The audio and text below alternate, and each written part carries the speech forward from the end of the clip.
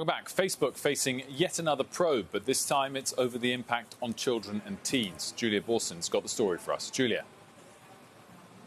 Well, Senators Richard Blumenthal and Marsha Blackburn announced a probe into what they call Facebook's cover-up of its platform's negative impact on teens and children. Now, in addition to that, a group of Democrats today called on Facebook to abandon its plans for Instagram for kids. And this all comes after a Wall Street Journal expose reporting that internal Facebook studies found that 32% of teen girls said Instagram made them feel even worse when they were feeling bad about themselves and their bodies, and that 14% of boys in the U.S. said Instagram made them feel worse about themselves. Instagram responding that it is starting to understand what types of content contributes to those feelings and are, quote, exploring ways to prompt them to look at different topics that they are repeatedly looking at this type of content. Now, this is just the latest congressional pressure on the social giant. And guys, it does seem like this pressure is bipartisan.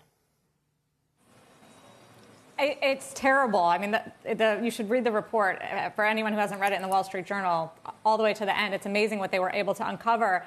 And it's bad on so many levels, Julia, not just to what it's doing to teens and girls especially, but the fact that Facebook knows this and continue to profit off of it and seemingly doesn't make any changes off of it. What can be done from a regulatory response to deal with something like this? It's not just bad behavior, it's toxic for our society.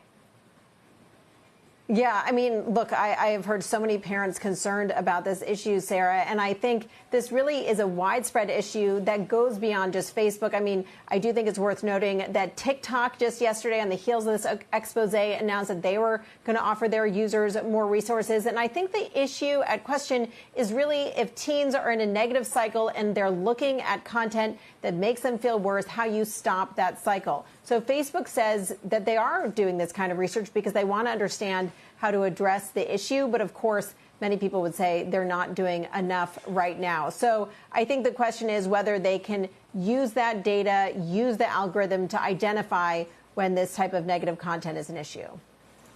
Julia, thanks so much for that. Much appreciated.